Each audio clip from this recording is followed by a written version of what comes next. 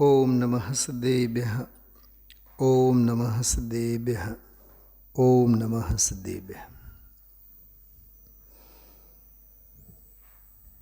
આજના વ્યાખ્યાનની શરૂઆત સુખનું ધામ આત્મા છે.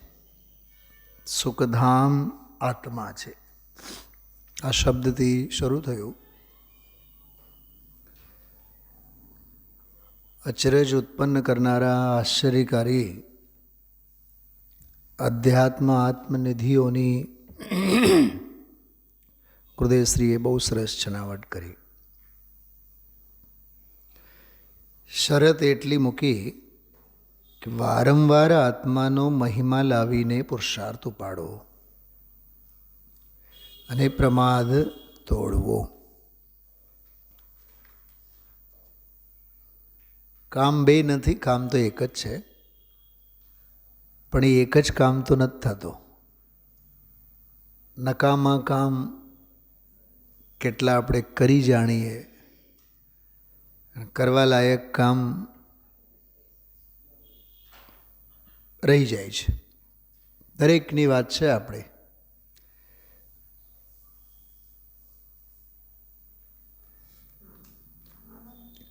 કર્તવ્ય રહી જાય છે અને કર્તૃત્વ થાય છે. કર્તૃત્વ એટલે કર્તા બુદ્ધિ. જે કરવા લાયક હોય છે કર્તવ્ય રહી જાય છે. એની બધી વિગતવાર નોંધ 350માં બોલમાં છે. બહુ જોરદાર છે. 350મો બોલ ખૂબ જ સરસ છે. આપણા દરેકના ક્રિયાકાંડના પોલ ખોલનારો બોલ છે. શું કીધું?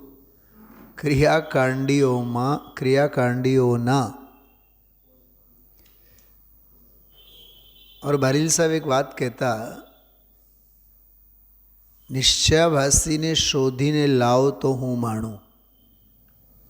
એ કોઈ નિશ્ચયાભાસી છે જ નહીં. એકો એક વ્યવહારાભાસી છે. અનાદિકાળથી ક્યાંક અટકતો જ આવેલો છે. કોઈ ક્રિયામાં, કોઈ ક્રિયામાં. આ વાક્યોના, આ બોલના અર્થમાં ગુરુદેવશ્રી બોલ્યા, આપણે આટલી તો કરી, આપણે આટલું તો કરીએ છીએ, આપણે બીજા કરતાં આ ઘણું આગળ છીએ.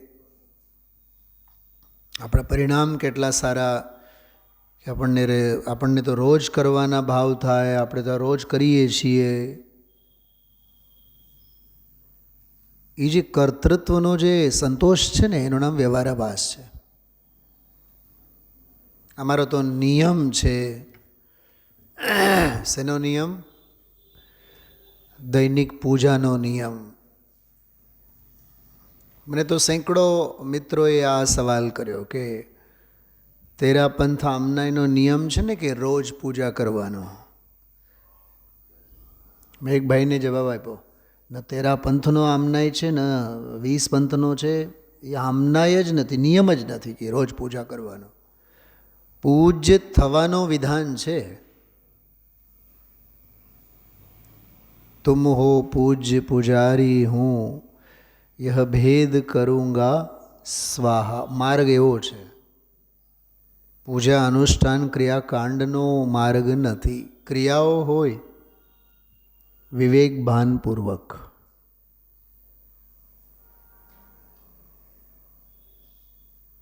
કોઈ પણ ભવિતવ્ય ભજે તો એનો દ્રવ્ય ક્ષેત્ર કાળ ભાવ સુનિશ્ચિત હોય છે કે નહીં? ગઈકાલે આપણે 5 સમવાયની બધી વાત કરી હતી. તો જે કોઈ પણ ક્રિયા થાય એ ભવિતવ્ય છે, તો એનો દ્રવ્ય ક્ષેત્ર કાળ ભાવ બધું હોય કે નહીં? હા, કાલાચાર, વિનિયાચાર,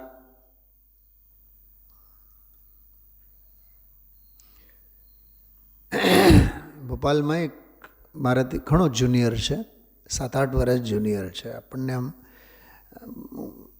ગુરુ બંધુ તરીકે અને ખૂબ આદર અને ખૂબ સન્માનથી માનતા હોય. રોજ એ એક સ્લાઇડ બનાવે, નાનકડું સ્લાઇડ. એમાં કોઈ એક ગ્રંથનો મંગલાચરણ હોય, કોઈ એક ગ્રંથનું નામ માત્ર હોય, એકાદ ગ્રંથનું કોટેશન હોય, પછી ઝીણકા ઝીણકા વાક્યો, નાના હાથે તિથિ અને વાર અને આજના દિવસનો મહિમા ને 15-20 બધી બાબતો હોય એક નાનકડા સ્લાઇડમાં, ખૂણે ખાંચરે બધું. તો રોજ લખે એટલે મને સવારે પહેલાં મોકલે. મને કે ભાઈ સાહેબ આપ થોડા દેખ લીજીએ, પછી હું બીજા બધા ગ્રુપ ઉપર મોકલું. તો હું લગભગ 99% હું જોઉં જ કે એમાં કંઈ ત્રુટિ સ્ખલન તો નથી ને.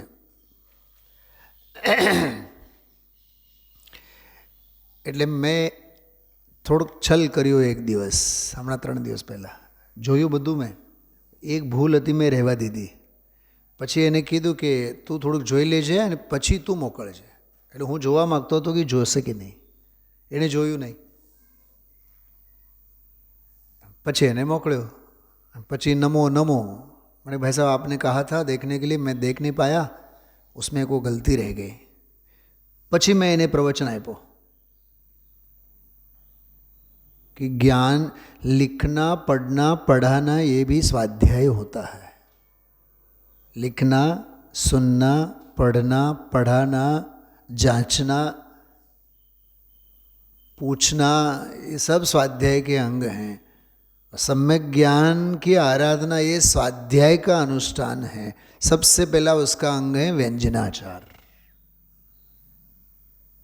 व्याकरण ने अनुकूल लखो, वाँचो, शब्द शुद्धि.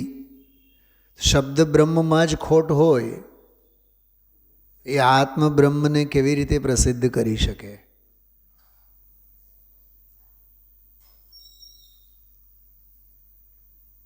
પછી માની ગયા એ કે बात तो सही है आपकी. પલાખામાં એવું જ હોય. ટોડરમલજી સાહેબે મોક્ષમાં પ્રકાશકમાં વિષય લીધું છે, સમ્યક ચારિત્રનો અન્યથા સ્વરૂપમાં એ વિષય લીધું છે. વ્યવહારાભાસ અને સમ્યક ચારિત્રના પ્રકરણમાં શું કીધું? પ્રકરણ બરાબર સાંભળવાનું. વ્યવહારાભાસીની વાત છે. અને આ વ્યવહારાભાસી એની તો બધે ઊંધાઈ જ હોય. સમ્યક દર્શનના નામે, સમ્યક ચારિત્રના નામે. તો એ વ્યવહારાભાસીના પ્રકરણમાં, મિથ્યા ચારિત્રના પ્રકરણમાં જેની નોંધ ટોડરમલજી સાહેબે લીધી છે, ક્રિયાકાંડમાં વ્યવહારાભાસી કેવી રીતે બાહ્ય સાધનોમાં સંતુષ્ટ થાય છે અને એના હાલ કેવા છે, બહુ અદ્ભુત એમાં વિષય લીધું છે. જો સાંભળજો. સમ્યક ચારિત્ર અર્થે થતી પ્રવૃત્તિમાં અયથાર્થતા. વિષયનું નામ શું છે? સમ્યક ચારિત્ર અર્થે. એનો ઈરાદો ખોટો નથી.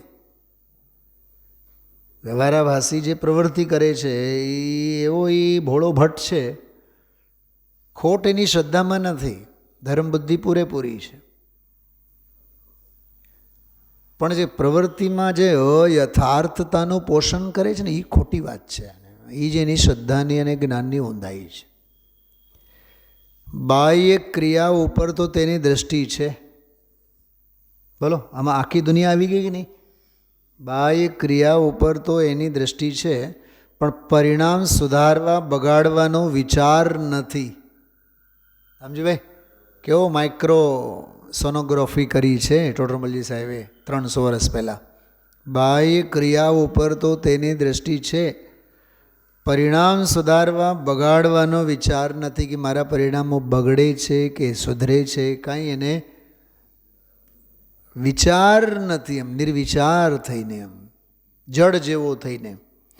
જો પરિણામોનો પણ વિચાર થાય, કદાચિત પરિણામોનો વિચાર થાય કે મારા પરિણામો બગડે છે કે સુધરે છે, તો જેવો પોતાનો પરિણામ થતો દેખે તેના ઉપર જ એની દૃષ્ટિ રહે છે. એ મેળવતો નથી આગમ સાથે. પકડાય છે વાત? સમજે? કેટલી બારીક વાત છે. એટલે ઘરની ધોરાજી હલાવે એમ. પરંતુ તે પરિણામોની પરંપરા વિચારતા અભિપ્રાયમાં જે વાસના, શ્રદ્ધામાં, અભિપ્રાયમાં, માન્યતામાં, ઈરાદામાં જે વાસના છે તેને વિચારતો નથી. વાસના પડી હોય ને, માન મેળવવાનું, નામના મેળવવાની, લોભ, દુનિયા મને ગણતરીમાં લે, એ વાસના, તેને વિચારતો નથી. અને ફળ તો અભિપ્રાયમાં જે વાસના છે તેનું લાગે છે.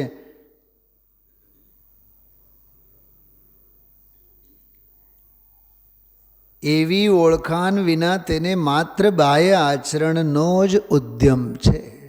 માત્ર બાહ્ય પલાખા ફેરવ્યા રાખે. હવે એનો હજી ડિટેલ, ત્યાં કોઈ જીવ તો કુળક્રમથી, બાપ દાદાઓની પરંપરા,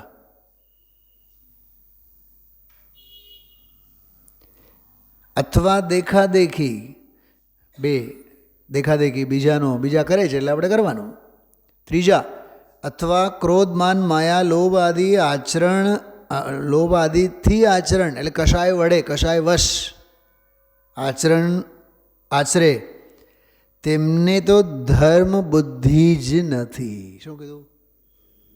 બધેથી જ કાઢી નાખે એમને. ધર્મ બુદ્ધિ જ નથી એમને. તો સમ્યક ચારિત્ર તો ક્યાંથી હોય? એ જીવોમાં કોઈ તો ભોળા છે, કોઈ કશાઈ છે. દેખાદેખી કરનારા ભોળા અને ક્રોધમાન માયા લોભ વશે કરનારા કશાઈ. હું તમને દાખલો આપું ને, રૂવાટા ઊભા થાય.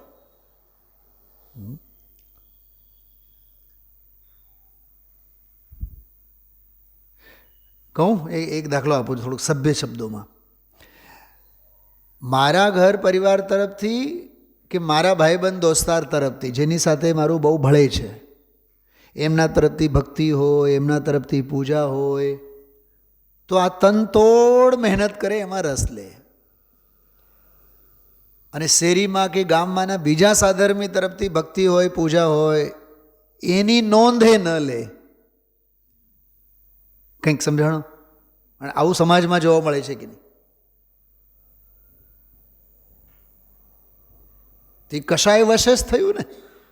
તને દેવગુરુ ધર્મની ભક્તિથી ક્યાં લેવું દેવું છે? તારે તો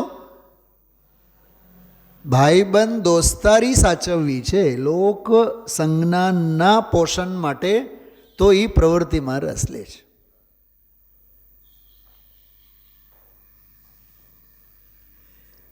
ઘણું સમજવા જેવું છે.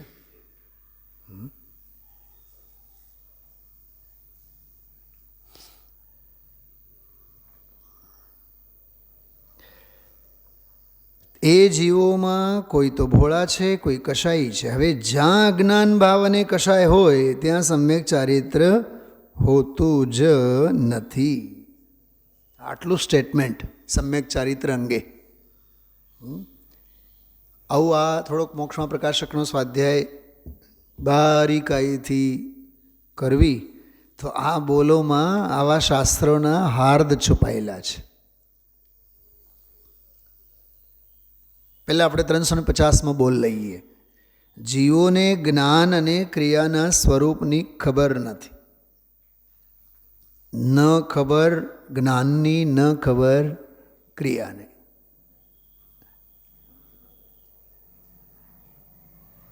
પોતે જ્ઞાન તેમજ ક્રિયા બંને કરે છે એમ ભ્રમણા સેવે છે. જો આ ભૂલ અને ભ્રમણાની પકડ કેવી રીતે. પાનું શું છે દામજીભાઈ? ભાઈ નહીં કોણ પાના ફેરવે છે? સમજાણું શું કીધું? પોતે જ્ઞાન તેમજ ક્રિયા બંને કરે છે. જો આ છે ને શૈલાબેન, આ ઉભયાભાસીવાળી સ્થિતિ છે. પોતાની જાતને એમ સમજે છે કે આપણે તો ક્રિયામાંય પાકા અને જ્ઞાનમાં પાકા. ઉભયાભાસીના ઘાટ છે. ધર્મ તો ન વ્યવહારાભાસીને છે, ન નિશ્ચયાભાસીને છે, ન ઉભયાભાસીને છે. સમ્યક સન્મુખને પણ ના પાડી છે. સન્મુખ છે. ધમજીભાઈ પકડાય છે વાત? શું કીધું? ન વ્યવહારાભાસીને છે, ન નિશ્ચયાભાસીના ભાગ્યમાં છે, અને ન ઉભયાભાસીના ભાગ્યમાં છે. અરે અહીંયા તો સમ્યક ને સન્મુખ છે એનાય ભાગ્યમાં નથી. ત્યારે તો નથી જ. જ્યાં સુધી સન્મુખ છે ત્યાં સુધી એ ઓળંગી જાય, અનુભવ કરે તો ની વાત છે. આજે એ વાત આવી. પ્રમાણ, અનુભવ પ્રમાણ, સસંવેદન પ્રમાણ કરશું, એ વાત કરશું આપણે.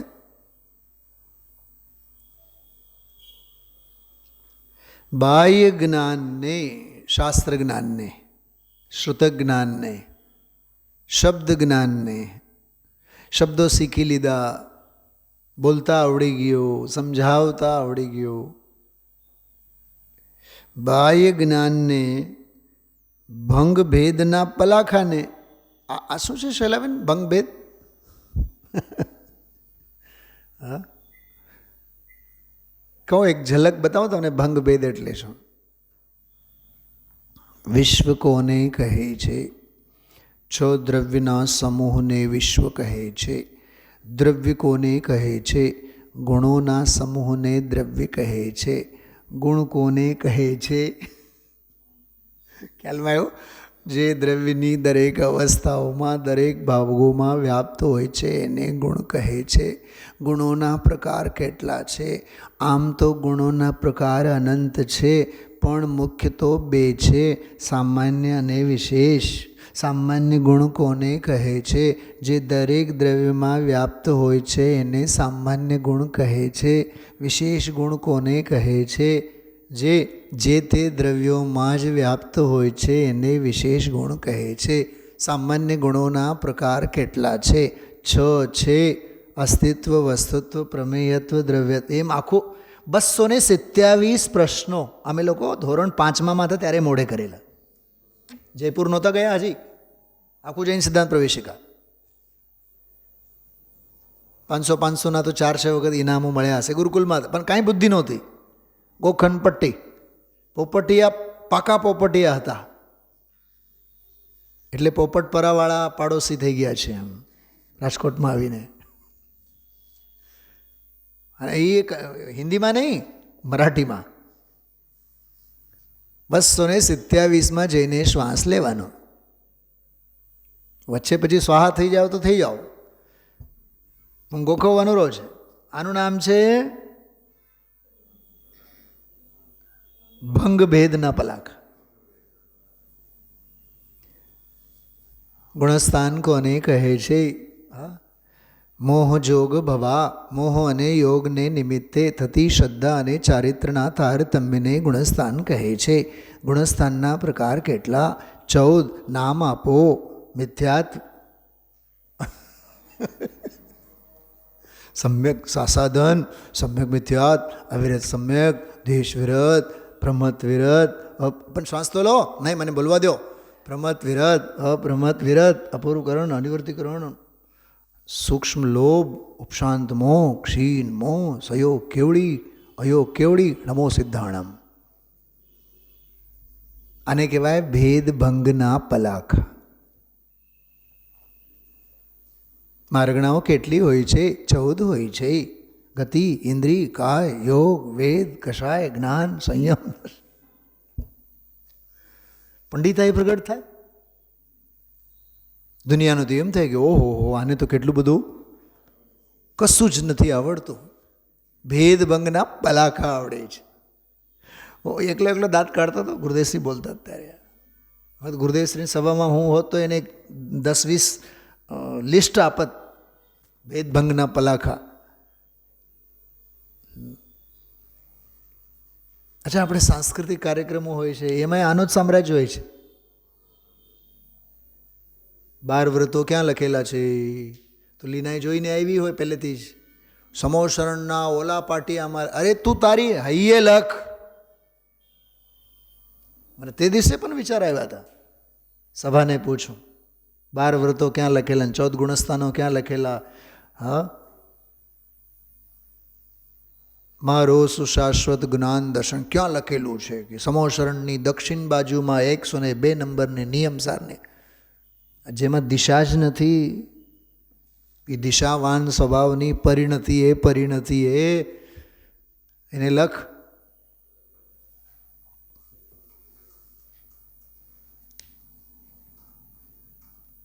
એક જોરદાર વાત કરું, સાંભળો બધાએ. સમોશરણમાં ગયા, માથે સીધો ને મુખ, જરીક આગળ વધ, તું પોતે કોણ છે એ વિચાર કર.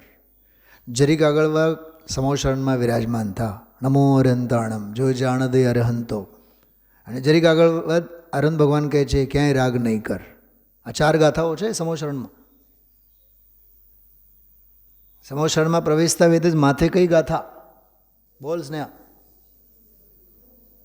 હા, ધ્રુવ અચલને અનુપમ ગતિ પામેલ સર્વે, સમયસારની પહેલી ગાથા છે ને, સિદ્ધ ભગવાન વંદિત તું સવ સિદ્ધિ. જરીક આગળ વધ્યા બાદ હું સમજવાનું, સિદ્ધ ભગવાન પાસેથી શુદ્ધ ભગવાન સમજવાનું, સિદ્ધો પાસેથી શુદ્ધ શીખવાનું.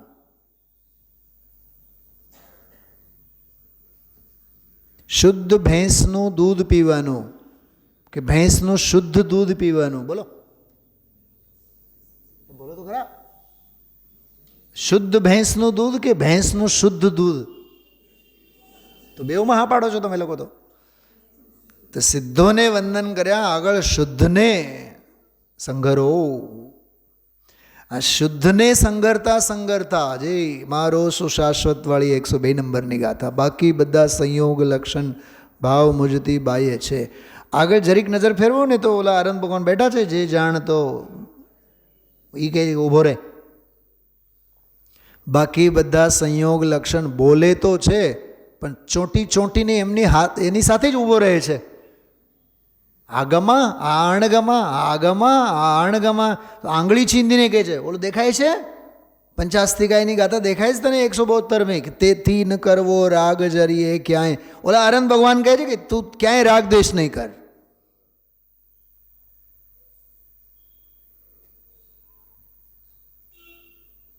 સિદ્ધાણમ શુદ્ધાણમ નમો અરહંતાણમ અને વીતરાગાય નમઃ. બસ એ સમોશરણના દર્શન.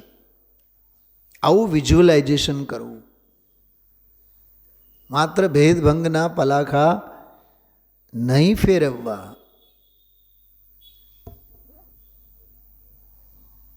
એક વાત આજના પ્રવચનમાં આવી શૈલાબેન, બહુ મને અંદરથી વાત લાગી આવી. હું દૃષ્ટાંતની ભાષામાં વિચાર કરતો હતો. દાખલા તરીકે માણસ પાસે અખૂટ ધન વધે, પૈસા વધે.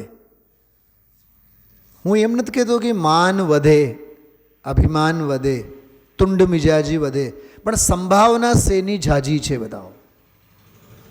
માણસ પાસે પૈસા સંપત્તિ આવે તો સંભાવના શેની છે?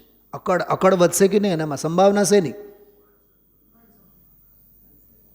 માન, સન્માન, અભિમાન, ઘમંડ, ગર્વ, પછી કોઈને ગણકારે નહીં, જમીન પર પગ રહે નહીં, વિકૃતિ, વિકારો અને વિકૃતિના અવસરો ઝાઝા છે.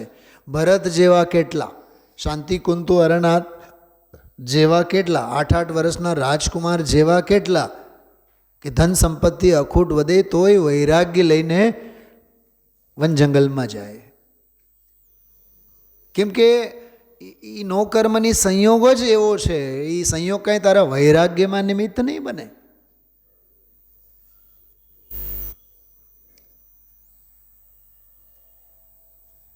ધમજુભાઈ સમજાય છે આ વાત? કેમ કે ઉપાદાનમાં તો અશુદ્ધિ તો ભરેલી છે. તો એ ઉપાદાનની અશુદ્ધિને ઉશ્કેરવા માટે બોલે બાએ જાઓ જલાલી તો કાફી જ છે. એ તો પોઈન્ટ સમજાણો? આ દ્રષ્ટાંત હું વિચાર કરતો હતો કે બહારનો જે ક્ષયોક્ષમ જ્ઞાન છે, શાસ્ત્ર જ્ઞાન, એ વધ્યા રાખે. આત્માર્થપણું નથી, વૈરાગ્ય નથી, જ્ઞાન નથી. નિયમથી તને એ લઈને ડૂબશે કે મને બધું આવડે છે. તો જેમ પરિગ્રહ વધે એટલે માન અભિમાન વધે, એમ આઈ બાઈ પરિગ્રહ જ છે ને, શબ્દ જ્ઞાન, પુસ્તકી જ્ઞાન અને આત્માર્થતા વિનાનું. તો એ શું નોતરે બતાવો ધનજીભાઈ? એ અભિમાનને જ નોતરશે ને. આવી વાત આમાં આવેલી છે. એટલે આપણે 7 પેઢી ખાય તોય ખૂટે નહીં, એટલું અઢળક છે. કાલ રાત્રે જ મેં કીધું હતું, 7 પેઢી ખાય તોય ખૂટે નહીં એટલું છે. નરક તો 7 જ છે, 8મું નરક તો છે નહીં. એટલું પૂરતું છે. 7મી નરકે જવા માટે એટલું પૂરતું છે. અહીં ઈશારામાં મેં બહુ માર્મિક વાત કરી હતી. ભોગવી શકવાનું નથી, લઈ જવાની સગવડતા નથી, ગાંડપણું શેનું? ઘરમાં 4 હોય અને 10 હચવાય એટલી તો 4 કમાણી કરતા હોય. જો ભોગોપભોગમાં જેટલું છે, ભોગોપભોગમાં જેટલું છે પેટીઓ રળવા માટે, એ આજીવિકા. બાકી બધું શું છે? એ આરંભ અને પરિગ્રહ. શું કીધું? समझ में आई बात आपको? पेट भरने के लिए जितना चाहिए उतना है, वो हो गई आजीविका. बाकी क्या है? आरंभ और परिग्रह. और आचार्य क्या कहते हैं? बहु आरंभ परिग्रहत्वम नारकस्यायुषः. बहुत आरंभ और बहुत परिग्रह नरकायु के कारण है. હવે આ વાત વિચારમાં તો આવવું જોઈએ ને આપણે. તો જેવી રીતે ધન વૈભવની બાબતમાં બાહ્ય પરિગ્રહ કુગતિને નોતરે, એમ આત્માર્થ વિનાનું જે શાસ્ત્ર જ્ઞાન છે, મને આવડે છે, હું બીજા કરતા, એ અજ્ઞાનને જ નોતરશે. એટલે ભેદ ભંગ ભેદના પલાખા, કે ધારણા જ્ઞાનને ધારી લીધું, અવધારી લીધું, યાદ રહી ગયું, એને યાદ રાખ્યું.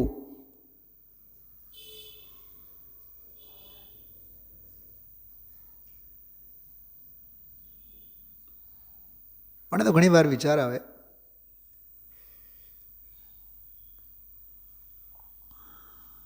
પૂજામાં, વિધાનમાં વગેરે ગોખાઈ ગયું હોય ને તો આપણે એમ કે પુસ્તક રાખો. નહીં નહીં નહીં, અમને તો બધું મોડે જ. તો જ્યારે એવું બોલે ને, મને ટોટરમલ સાહેબ યાદ આવે. ક્રિયા ક્યાંક થાય, બોલવાની ક્રિયા ક્યાંક થાય અને પાઠ પૂરો થઈ જાય, અને મન તો બીજે જ ભટકતો હોય. એમને એમ નથી કીધું. આ વાંદરા ચાળા કરવાનું બંધ કરવું હોય તો આલંબન જરૂરી છે. મને તો બધું આવડે છે. એકવાર જો તો ખરા, શાંતિપાઠ મોડે હોય, મહાઆરિગ મોડે હોય, 365 દિવસ તું ગાતો હોય, તો પુસ્તક જોઈને એક એક લીટી જોઈને ગા. પછી તને જે આનંદ આવે એ જોતો, અને એના વગર તું ગોખણ પટ્ટી કરી જા. પછી તને ભાવ કેટલા ઉછળે છે એ જો. પૂરું શાંતિપાઠ પૂરું થઈ જાય, મહાઆરિગ પૂરું થઈ જાય, રસ પરિપાક જ નહીં થાય. કેમ કે ઓલો ક્ષણેને પળે ક્ષયોપશમ જ્ઞાન આડું આવે કે મને આવડે છે, મને આવડે છે, મને આવડે છે. એટલે જાણે અનજાણે પણ આપણા વતી, આપણા તરફથી માન અભિમાનના શલ્યો, ગૌતમ બુદ્ધ સમજાય છે. આજે 40 વર્ષ થયા હોય તોય પંડિતજી જ્યારે ગાય તો હાથમાં પુસ્તક ચોપડી રાખીને જ ગાય. ઉલટાનો એ ગૌરવની વાત છે. મને તો આવડે છે, હું તો જોયા વિના, હું તો પાના કહું અને ફલાનું કહું, ઢીકણું કહું. આ બધા ક્ષયોપશમ જ્ઞાનના અભિમાન છે. બધા એમ જાણે અનજાણે થાય આપણા જીવનમાં આવું, કેમ કે તત્વદ્રષ્ટિ છે નહીં. એટલે આવું બધું બહારમાં થાય. તો ધારણા જ્ઞાનને તેઓ જ્ઞાન માને છે, અને પરદ્રવ્યના ગ્રહણ ત્યાગને, શરીર આદિની ક્રિયાને, અથવા તો બહુ તો શુભ ભાવને તેઓ ક્રિયા કલ્પે છે. હવે આ 90 નહીં, 99% લોકોમાં આ જાતની બ્રહ્મણા છે. કોઈ ક્રિયાને જ્ઞાન માને, કોઈ ક્રિયાને ક્રિયા માને, અને એમ સમજે કે આપણે ક્રિયા પણ કરીએ અને જ્ઞાન પણ કરીએ.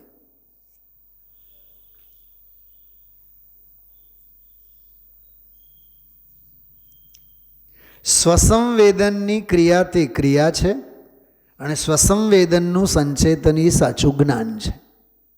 શું કીધું? સ્વસંવેદનની ક્રિયા એ સાચે જ ક્રિયા છે અને સ્વસંવેદનનું જ્ઞાન એ સાચું જ્ઞાન છે. અને ખરેખર તો જ્ઞાન સ્વભાવી સ્વસંવેદ્ય સ્વભાવનું સ્વસંવેદન એ જ્ઞાનની ક્રિયા છે.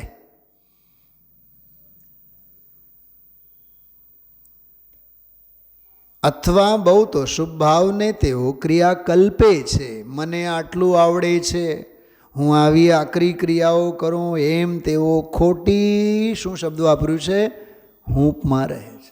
એ ખોટી હૂંફ છે. બોલો, આ વ્યવહારે ભાષી એક વખત તો વ્યવહારા ભાષીની શું કહું, વ્યવહારા ભાષીની ગરમી ઉતરી જાય છે કે નહીં? એવો બોલી જોરદાર. હા, 349. કેટલો લાંબો બોલ છે, જો 1.5-2 પાનાનો બોલ છે આખો. જ્ઞાયકની સ્વાનુભૂતિ વિના જ્ઞાન હોય નહીં. વાહ! જ્ઞાયકની સ્વાનુભૂતિ વિના જ્ઞાન હોય નહીં. અને જ્ઞાયકના દ્રઢ આલંબનને આત્મદ્રવ્ય સ્વભાવ રૂપે પરિણમીને, આહા જોજો, હા, સ્વભાવભૂત ક્રિયા, આ વળી પાછી નવી ક્રિયા આવી. સ્વભાવભૂત ક્રિયા તે સિવાય, બોલો મોટેથી બોલો તો, ક્રિયા છે નહીં. અને આપણી માન્યતાઓ ક્યાં પડી છે વિચાર કરો. પૌદ્ગલિક ક્રિયા આત્મા ક્યાં કરી શકે છે? જડના કાર્ય તો જડ પરિણમે.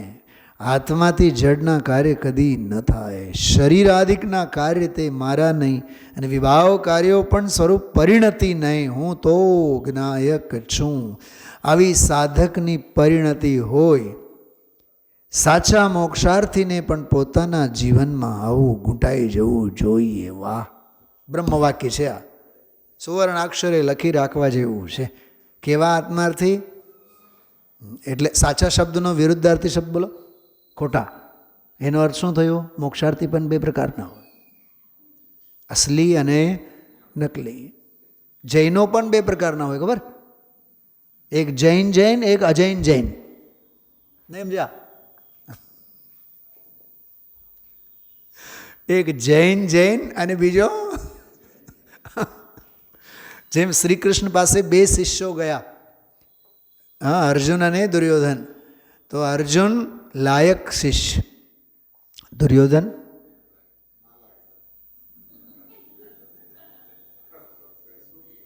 તમે બોલી શકો ભાઈ, હું નહીં બોલી શકું. નહીં નહીં, સાચા છો તમે. એક લાયક છે ને બીજો નાલાયક છે, અપાત્ર છે નહીં. હા, પણ બેઉના ભાગ્યમાં શ્રી કૃષ્ણ છે. પણ શ્રી કૃષ્ણ પાસે શું માગવું એની અકલ અર્જુનને છે. છે ને, ગજબની વાત છે. પાત્ર વિના વસ્તુ, ભરતકુમાર, ન રહે. પાત્રે આત્મિક જ્ઞાન. એક રમૂજી વાત કરું ભરતભાઈ, ખોટું નહીં માનતા. રમૂજી આ મસ્ત, અંદરમાંથી એમ ઢંઢોળવા માટે કહું વંદનાબેન, આજ્ઞા. સ્વાધ્યાયમાં ગયા સોનગઢ ખાતે સ્વાધ્યાય ભવનમાં ગયા. સ્વાધ્યાય કરીને સવાર, બપોર, સાંજ 3 ટાઈમ તમે બંને જણા પાછા ફરો. ભરતકુમાર કહે, ઓલા સાબરકાંઠાવાળા આજે ભાઈ મળ્યા હતા, ઘણા વર્ષે મળ્યા. તો શ્રીમતી કે હશે. બપોરે કે અરે ઓલા સુરતના આવ્યા હતા, આપણા મામાનો દીકરો નથી ત્યાં રહે છે, એ આવ્યો હતો. એ કંઈ દર્શન કરવા માટે ઉતાવળે આવ્યો હશે, પછી ગયો. પછી મેં કીધું કે ઘરે આવો, ચા દૂધ નાસ્તો કરો. પણ શ્રીમતી પોતાની મસ્તીમાં. સાંજે વળી કહે કે ઓલા ભાવનગરના આપણા સગા કાકા બાપાના દીકરા એ મળ્યા હતા. સવાર, બપોર, સાંજ 3 ટાઈમ ભાઈ સાહેબને લોક પરિચય અને લોક પરિચયની વ્યાખ્યા. અને શ્રીમતી સવાર, બપોર, સાંજ 3 ટાઈમના સ્વાધ્યાયમાંથી ઘરે આવીને, અરે આજે ગુરુદેવશ્રીએ ઓલી ગાથામાંથી કેવો સરસ ભાવ કાઢ્યો, આપણે તો એ પહેલી વખત સાંભળ્યું. તમે હતા સાંભળ્યું? અરે ત્યારે તો ફોન આવ્યો એટલે હું બહાર વયો ગયો હતો. 3 ટાઈમ આવા અંતરાય, 3 ટાઈમ આવો લોક પરિચય. અને બેઉ પ્રાણી ક્યાં રહે છે 6 મહિના? સોનગઢમાં. સાચું કહો, અલૌકિક સંજ્ઞાએ કોણ જીવે છે, લૌકિક સંજ્ઞાએ કોણ જીવે છે? એવા ઘાટ છે આ. એટલે મેં રમૂજની વાત કરી. ક્ષેત્રાંતર તો બેઉનું છે ભરતભાઈ, ક્ષેત્રાંતર તો બેઉનું છે, પણ ભાવાંતરમાં ઘણો ફેર છે. એક સોનગઢમાં રહીને પણ લોકગઢમાં રહે છે, એમ સોનગઢમાં રહીને પણ માટીના ગઢમાં રહે છે. એને ક્ષેત્રાંતર માત્ર છે, ભાવ ભાવાંતર કાંઈ એને લેવું દેવું નથી.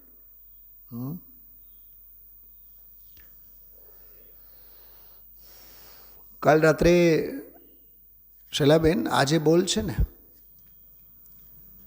ગઈકાલનો, એની અમે લોકો ચર્ચા કરી હતી.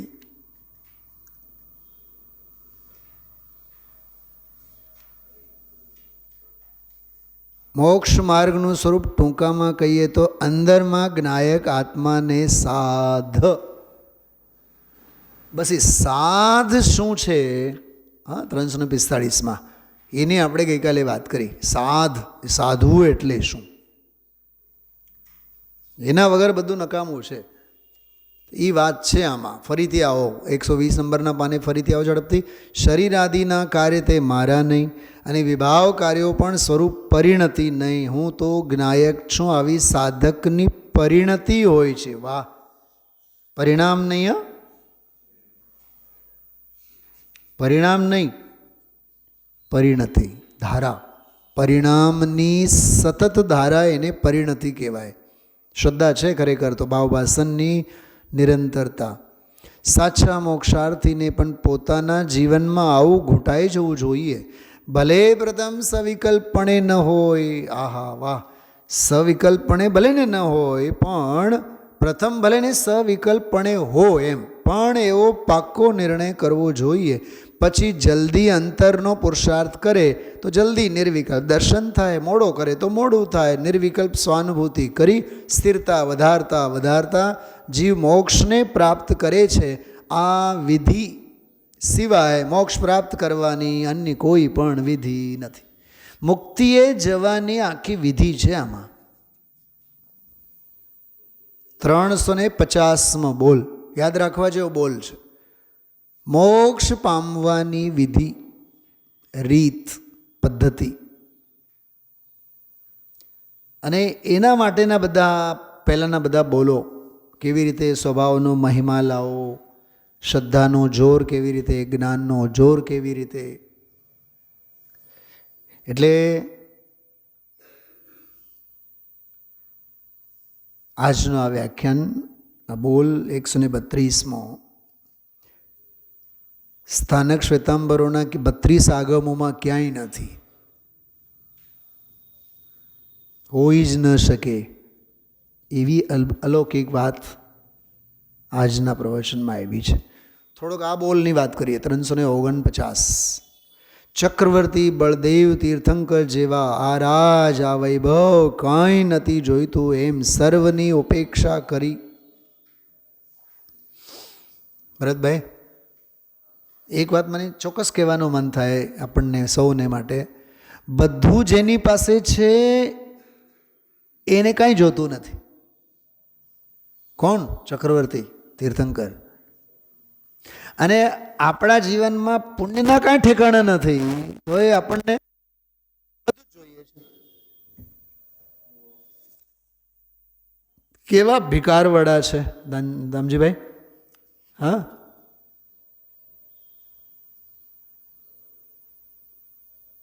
બધું છે છતાં લાત મારે છે.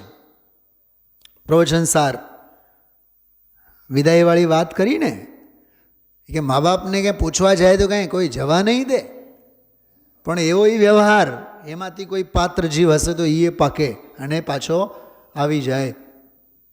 બંધુ વર્ગ આદિકથી જે દીક્ષા લે એમ. તો ચક્રવર્તી બળદેવ તીર્થંકર જેવા આ રાજ આ વૈભવ કાંઈ નથી જોતું. એમ સર્વની ઉપેક્ષા કરી એક આત્માની સાધના કરવાની ધૂને એકલા જંગલમાં ચાલી નીકળ્યા. જેમને બહારમાં કોઈ વાતની ખામી નહોતી, જે ઈચ્છે તે જેમને મળતું, જન્મથી જન્મ થયા પહેલાં પણ, આહા જો આ તીર્થંકરોની વાત, ઇન્દ્રો જેમની સેવામાં તત્પર રહેતા, લોકો જેમને ભગવાન ભગવાન કહીને આદરતા, એવા ઉત્કૃષ્ટ પુણ્યના ધણી, આ બધા પંચકલ્યાણકોના પ્રસંગો છે, ગર્ભ જન્મ વગેરે બધા.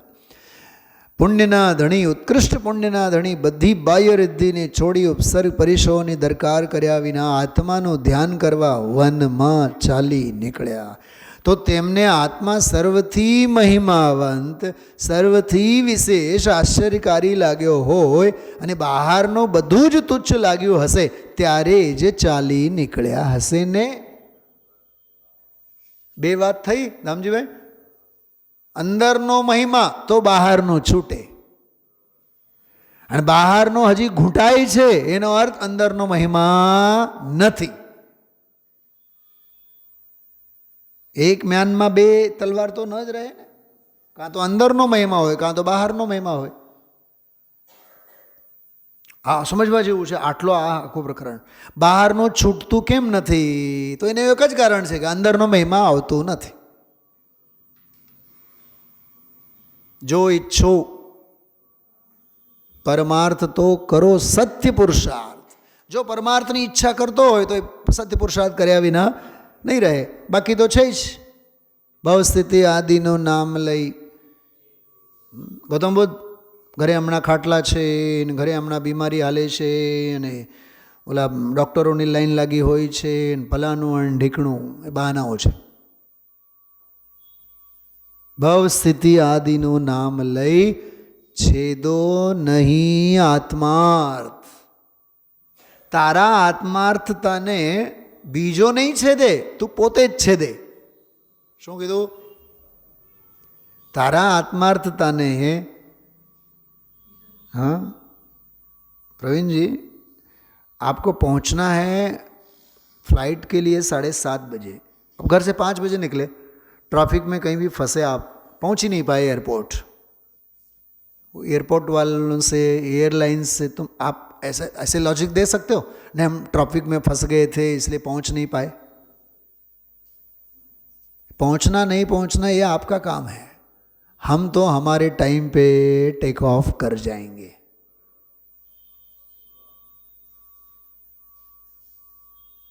अरे प्लेन वाला कोई नहीं राह न जुए, उदय कोना माटे राह जुए.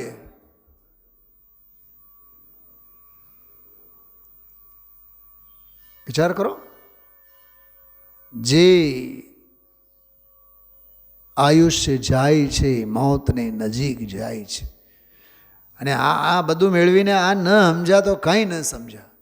એ તો ટપકો તો ગુરુદેવશ્રી કેટલો આપે છે. માટે હે જીવ, આહા જોજો, માટે હે જીવ તું આવા આશ્ચર્યકારી આત્માનો મહિમા લાવી. આહા હા, મને તો વારંવાર યાદ આવ્યો. સુખધામ અનંત સુ સંત ચહી દિન રાત રહે તધ્યાનમય.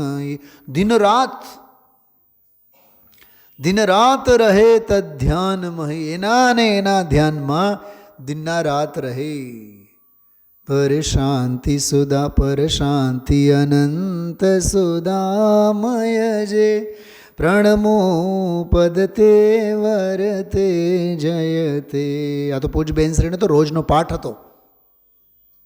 વહેલી સવારે સૌથી પહેલાં એ પાઠ કરતા. સુખધામ આનંદ. ધામ એટલે ખેતર, ક્ષેત્ર.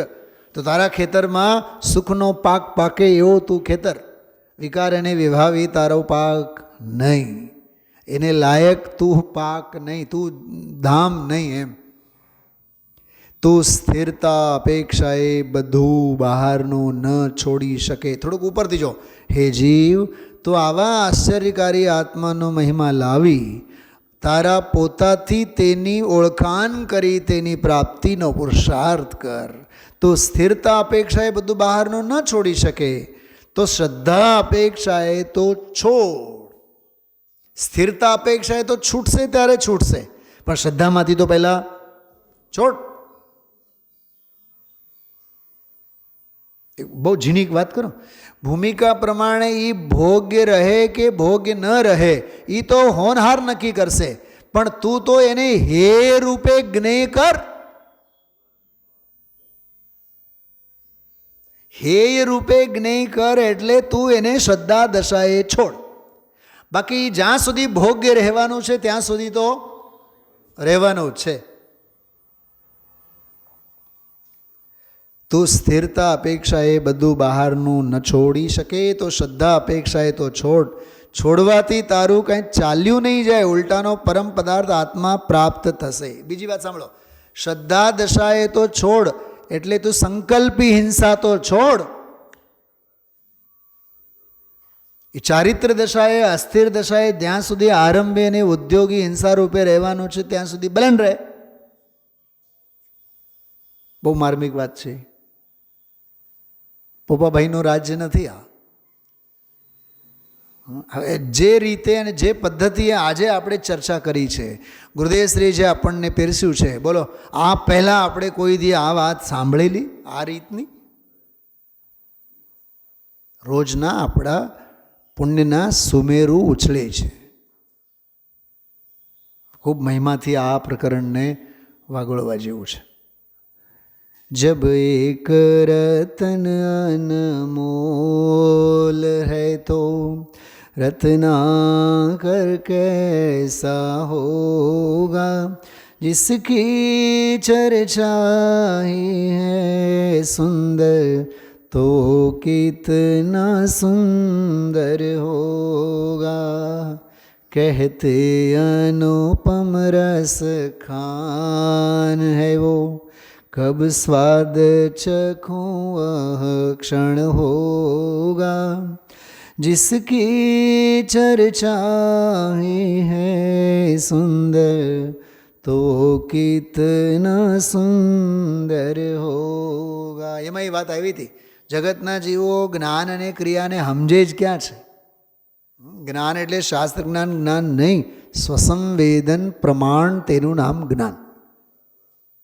એવી રીતે ખૂબ ગંભીર પ્રયોગ પદ્ધતિની બધી ચર્ચા આવે છે. વિચારજો. ઓમ નમઃ સિદ્ધિ.